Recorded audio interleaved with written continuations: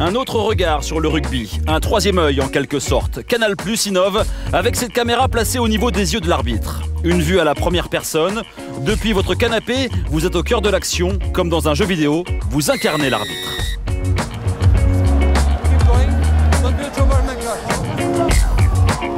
Flexion!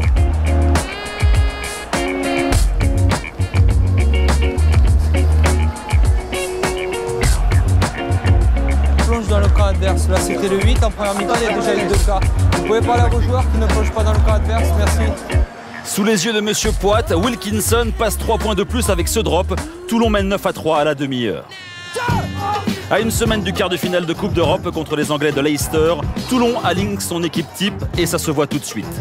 Ballon volé sur introduction du Stade Français. 15 secondes, la durée de la contre-attaque. En seulement 6 passes, Toulon avale les 60 mètres. Delon Armitage, bien servi par cette passe au pied de Palisson, peut même y aller seul, mais il préfère assurer. Essai de Fernandez-Lobé. Le secret de cette action, une bonne communication.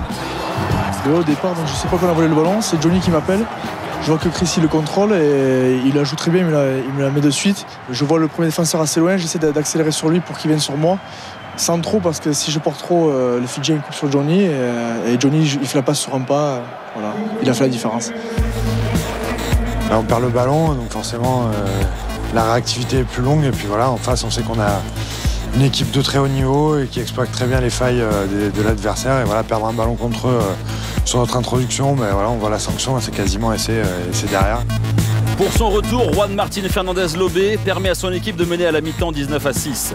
En seconde période, Toulon, comme souvent, est plus frais que son adversaire et fait la différence. Ça ressort pour Tiusborg qui écarte cette fois jusqu'à Wilkinson. Wilkinson pour Armitage qui tourne là, le passe Lobé pour Palisson qui va en marchant. Après l'essai de Palisson, à votre tour d'arbitrer le match. Mêlée dans les 22 mètres du Stade Français. Vous êtes dans la peau de Monsieur Poit. La mêlée se désaxe. Chris Mazoé ramasse le ballon et tente de marquer en force. À votre avis, y a-t-il essai? Difficile de le savoir. Vous avez raison. Pour ne pas prendre de risques, vous demandez le vidéo arbitrage. Bien joué. L'essai est valable. L'arbitre vidéo vous le signale. Et vous le validez. Toulon finit sa démonstration en toute fin de match en contre-attaquant de ses propres 22 mètres. Matt Guito amorce cette contre-attaque de l'embut avec Bastaro qui échappe. Anaïs Selevou qui échappe à Doumerou qui a réussi à retrouver intérieur Matt Guito.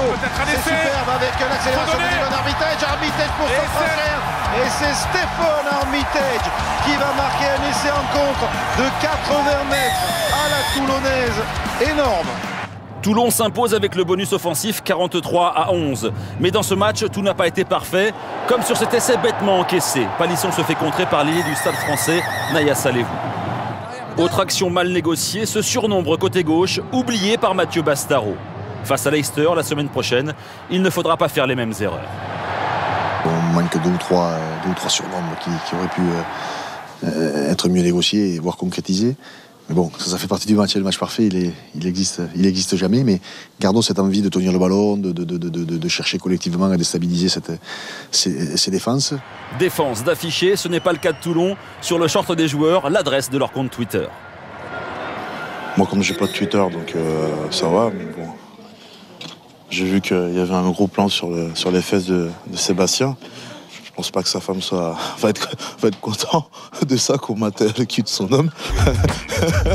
Ce premier match de top 14 dans un stade nouvelle génération a ravi les joueurs. Ah, c'est fabuleux, quoi. Ce serait bien de jouer tous les week-ends dans des stades comme ça. On a l'impression qu'il n'y a pas de vent, il n'y a pas de pluie, il n'y a presque pas de froid, une ambiance exceptionnelle.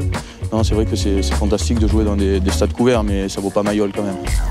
Orioli est un coquin, au stade Mayol il n'y a pas de toit, et pourtant en cas de victoire dimanche prochain sur Leicester, les Toulonnais auront le droit de s'y mettre.